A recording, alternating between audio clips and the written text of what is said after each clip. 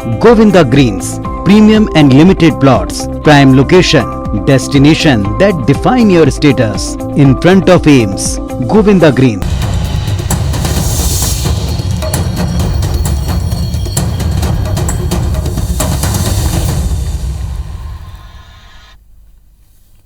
नमस्कार, स्वागत है आप सबका। मैं हूं पुनीत पाठक और आज सबसे पहले बुलेटिन में बात करेंगे शौर्य और साहस का प्रतीक जनरल रावत के निधन से जुड़ी खबर की।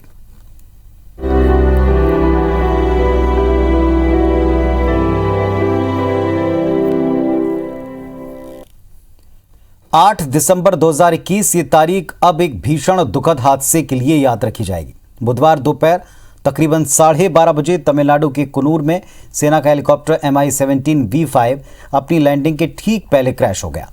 इस दुखद हादसे में देश के पहले chief of defence staff general Bipin Rawat समेत 13 सैन्य अधिकारियों की मौत हुई।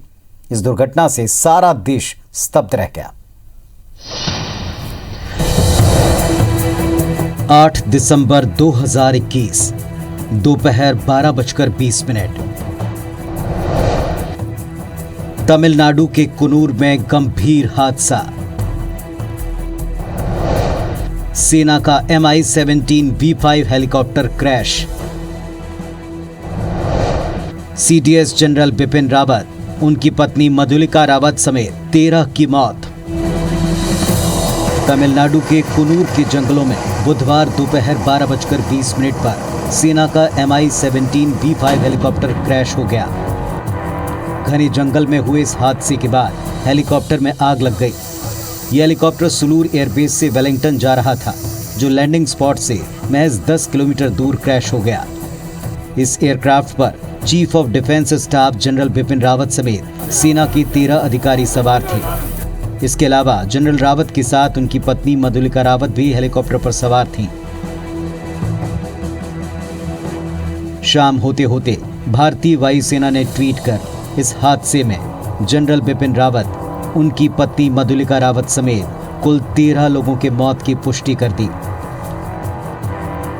जनरल बिपिन रावत, उनकी पत्नी और उनके साथ कई ऐसे सहकर्मी, हमारे सेना के अधिकारी, इस दुर्घटना में आज उनका दुखद निधन हुआ है। ये संपूर्ण देश के लिए एक अपूरणीय क्षति है और लगातार बात होती रहती है। कल ही बात हुई थी हमारी। ये जो लॉस हुआ है, ये सब, ये हमारा लॉस तो हम अपने आप को कम मानेंगे, पर हम तो ये मानते हैं कि जो देश के लिए उन्होंने किया और जितनी अच्छी उनकी देश की सोच थी और फौज की सोच थी, वो दोबारा हमको तो ऐसा मुश्किल है मिलना। इधर इस गंभीर दुर्घटना के बाद दिल्ली में तेजी से हलचल बढ़ी। रक्षा मंत्री राजनाथ सिंह ने प्रधानमंत्री को इस हादसे की जानकारी दी। इसके बाद फौरन एक आपात मीटिंग बुलाई गई। बैठक खत्म होते ही रक्षा मंत्री राजनाथ सिंह दिल्ली स्थित जनरल रावत के घर उनके परिवार से मिलने पहुंचे। बाद में सेना प्रमुख जनरल नरवणे भी CDS बिपिन रावत के घर पहुंचे। अचानक हुए इस गंभीर हादसे के बाद बने हालात पर शाम को प्रधानमंत्री आवास पर CCS की एक आपात बैठक बुलाई गई। जनरल बिपिन रावत देश के पहले चीफ ऑफ डिफेंस स्टाफ थे, जिन्होंने 1 जनवरी 2020 को CDS का पद संभाला था। रावत 31 दिसंबर 2016 से 31 दिसंबर 2019 तक सेना प्रमुख के पद पर रहे। रावत के निधन पर देश के राष्ट्रपति, प्रधानमंत्री, रक्षा मंत्री समेत कई राज्यों के मुख्यमंत्रियों ने गहरा दुख जताते हुए श्रद्धांजलि दी है। इस गंभीर हादसे से देश स्तब्ध है और दुखी भी। इस हादसे ने एक बार फिर कई सवालों और शंकाओं को बल दिया है। जाहिर तौर पर जिस एयरक्राफ्ट पर देश के CDS सवार हुए, उसकी उड़ान से पहले सभी प्रोटोकॉल्स और सेफ्टी मेजर्स को पुख्ता किया गया होगा। ऐसे में सबसे बड़ा सवाल यही है कि इतनी सुरक्षित और भरोसेमंद एयरक्राफ्ट आखिर क्रैश कैसे हुई। Bureau report, IBC 24।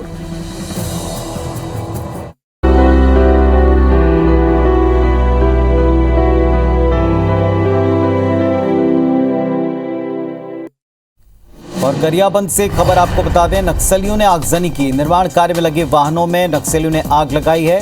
पोकलेन समेत 5 से ज्यादा वाहनों को आग के हवाले कर दिया। सिंचाई विभाग के टैंक निर्माण में मशीनें लगी थीं। अमलीपदर थाना क्षेत्र के पिपल खुटा की घटना है। तस्वीरें आप देख पा रहे हैं, गरियाबंद में नक्सलियों ने आगजनी की है। निर्माण कार्य जारी था। पोकलेन समेत 5 मशीनों को आग लगा दी है। सिंचाई विभाग के लिए एक टैंक का निर्माण ये इस तमाम मशीनों के द्वारा किया जा रहा था। अमलीपदर थाना क्षेत्र के पिपल खुटा की घटना है।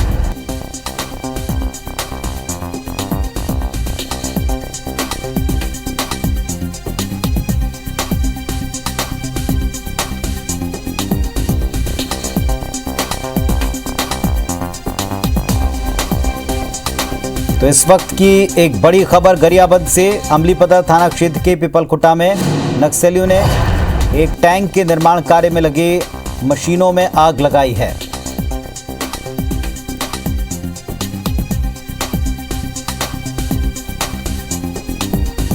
और फारूक मेमन हमारे सहयोगी गरियाबंद से जुड़ गए हमारे साथ में। जी फारूक जी, बताएं क्या हुआ है वहां? गरियाबंद से लगभग 200 किलोमीटर की दूरी पर पीपलखुटी गांव है, अमलीपदर के पास में, जो उड़ीसा बॉर्डर से लगा हुआ है। वहां पर आज लगभग शाम को 5:30 और 6 बजे के आसपास दर्जनों की संख्या में नक्सली पहुंचे हैं और वहां पहुंच करके वहां पर जो सिंचाई विभाग के द्वारा केनाल का निर्माण किया जा रहा था, जिसके लिए वहां पर फोगलैंड व अन्य मशीनें रखी हुई थी। लगभग 6 से 8 मशीनों पर आग लगा दिया गया है और आग लगाने के बाद में वहां पर कार्यरत जो वहां का कर्मचारी, उसको निर्देशित किया गया कि काम को बंद किया जाए और भविष्य में काम न करना, यह हिदायत देते हुए उसे वहां से छोड़ दिया गया है, भगा दिया गया है।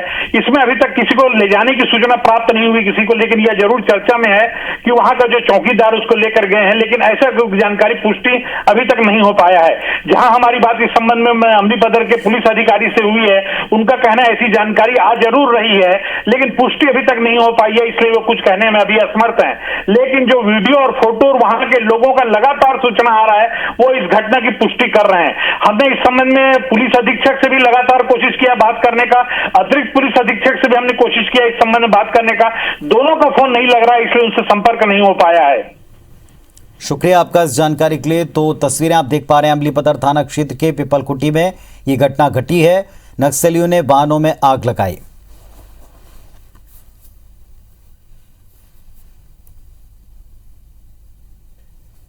छत्तीसगढ़ में आज कैबिनेट की बैठक हुई, जिसमें कई महत्वपूर्ण फैसले लिए गए। भूपेश कैबिनेट ने फैसला किया कि छत्तीसगढ़ राज्य की औद्योगिक नीति के अनुसार अब अगर कोई भी अनुसूचित जाति जनजाति का उद्योगपति कोई उद्योग लगाना चाहे तो उसे औद्योगिक क्षेत्र में 1 रुपये किराए पर निःशुल्क जमीन दी जाएगी।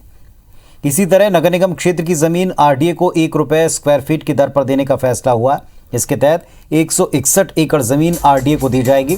किसानों के बारदाने की कीमत 18 रुपये से बढ़ाकर 25 रुपये की गई। खाद्य एवं पोषण सुरक्षा अधिनियम के तहत राशन कार्डधारियों को प्रधानमंत्री गरीब कल्याण का अतिरिक्त राशन दिया जाएगा। शैक्षणिक संस्थाओं में संचालित बसों के टैक्स में 1 जुलाई से 31 दिसंबर तक छूट दी जाएगी। इंग्लिश मीडियम स्कूल में सहायक शिक्षक पद पर भर्ती के लिए बस्तर, सरगुजा संभाग और कोरबा जिले में स्थानीय निवासी होने की शर्त में छूट दी गई। इसके अलावा आबकारी उप निरीक्षकों की भर्ती में आयु सीमा में छूट देने का फैसला हुआ। अन्य फैसलों में राइस मिलर की कस्टम मिलिंग की प्रोत्साहन राशि 40 रुपये से बढ़ाकर 120 रुपये कर दी गई। वहीं कुलपति की सेवानिवृत्ति की आयु सीमा 62 वर्ष से बढ़ाकर 70 वर्ष की गई।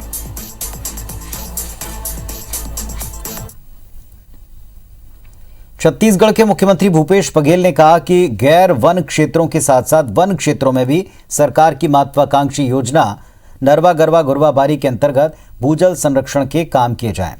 उन्होंने कहा कि इसके तहत कैंपा मद से वन क्षेत्रों में काम करने से वनवासियों, आदिवासियों और वन क्षेत्रों के आसपास के ग्रामीणों को रोजगार मिलेगा। मुख्यमंत्री की अध्यक्षता में आज रायपुर स्थित सीएम हाउस में छत्तीसगढ़ प्रतीकात्मक वन रोपण निधि प्रबंधन एवं योजना प्राधिकरण के शासी निकाय की बैठक हुई। इसमें वन मंत्री मोहम्मद अकबर, विभाग के अधिकारी भी शामिल हुए। मुख्यमंत्री भूपेश बघेल ने कहा कि राज्य में जंगली हाथियों की ओर से की गई जनहानि, फसल हानि और संपत्ति हानि में तत्काल कार्रवाई कर मुआवजा दिया जाए। दूरस्थ वनांचल के लिए परियोजनाएं तैयार करने लिडार तकनीक के उपयोग के प्रस्ताव पर मुख्यमंत्री ने सहमति देते हुए प्रस्ताव केंद्र को भेजने का निर्देश दिया। बीजेपी की प्रदेश प्रभारी डी पुरंदेश्वरी और सह प्रभारी नितिन नवीन जब जब छत्तीसगढ़ दौरे पर आते हैं तब छत्तीसगढ़ भाजपा में सक्रियता बढ़ जाती। हर बार भाजपा की प्रभारियों के दौरे के दौरान कांग्रेसी नेताओं के तंज कसते बयान भी सामने आते हैं। इस बार खाद्य मंत्री अमरजीत भगत ने ये कहकर भाजपा में खेमे में खलबली मचा दी कि विपक्ष में होने के नाते भाजपा को काम तो करना होगा, वरना हाईकमान का हंटर पड़ेगा। इस पर भारतीय जनता पार्टी के नेताओं ने पलटवार करते हुए कहा कि बीजेपी हमेशा मुद्दों की राजनीति करती है, एक परिवार की राजनीति नहीं करती।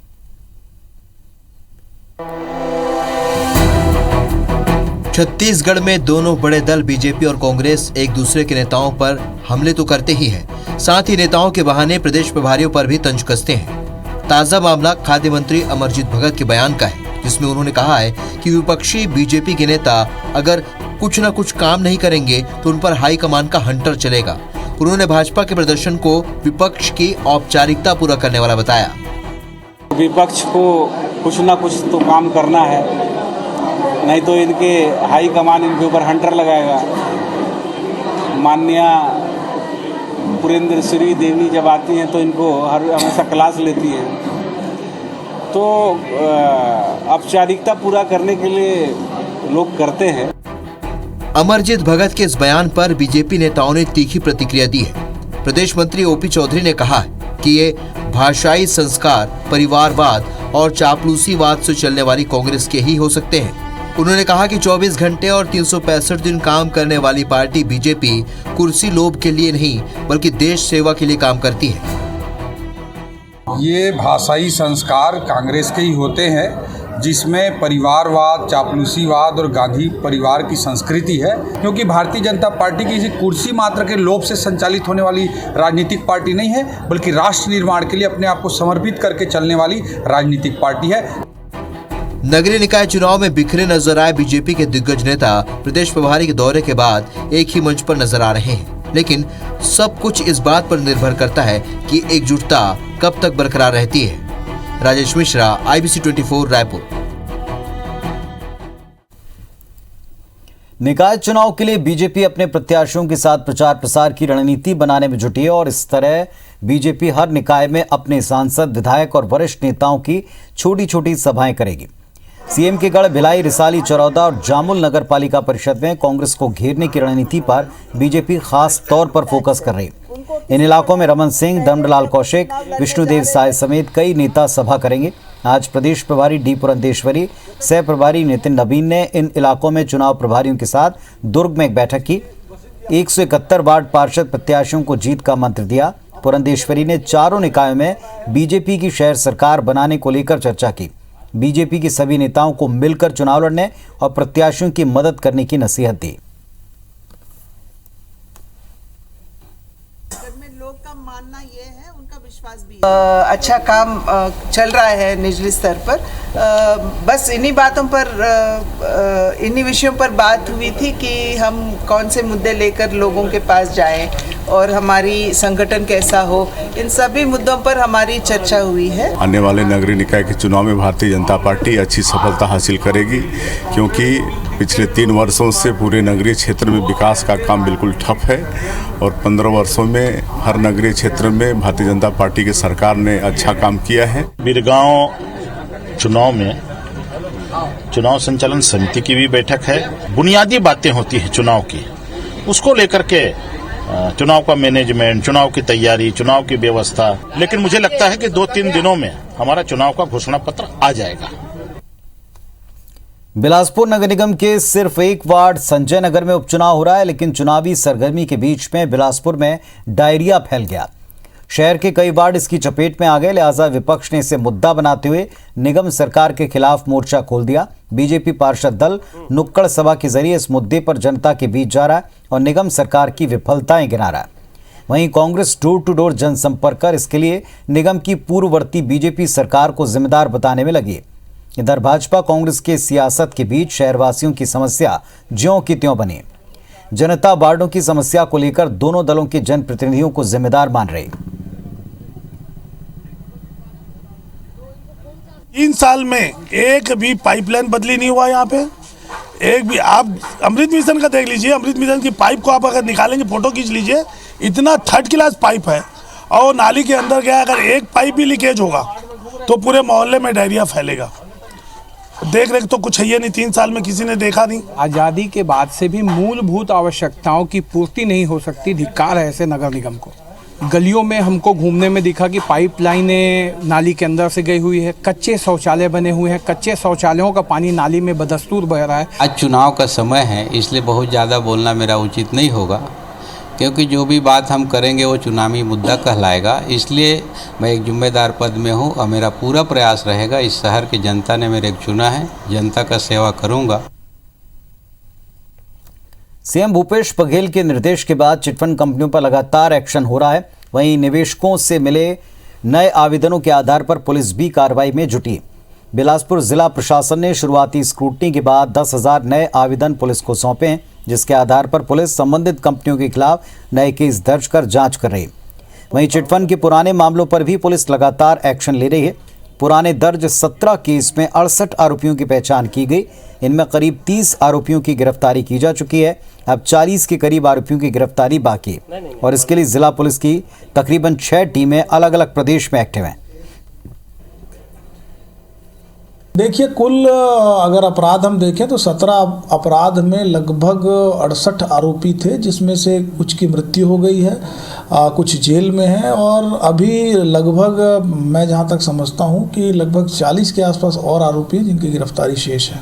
हमारी टीमें अभी भी आउट ऑफ स्टेट हैं और हम उम्मीद कर रहे हैं कि आने वाले दिनों में और भी सफलताएं मिलेंगी। तो इस बुलेटिन में फिलहाल इतना ही। खबरों और अपडेट्स के लिए आप लगातार देखते रहें IBC 24। नमस्कार।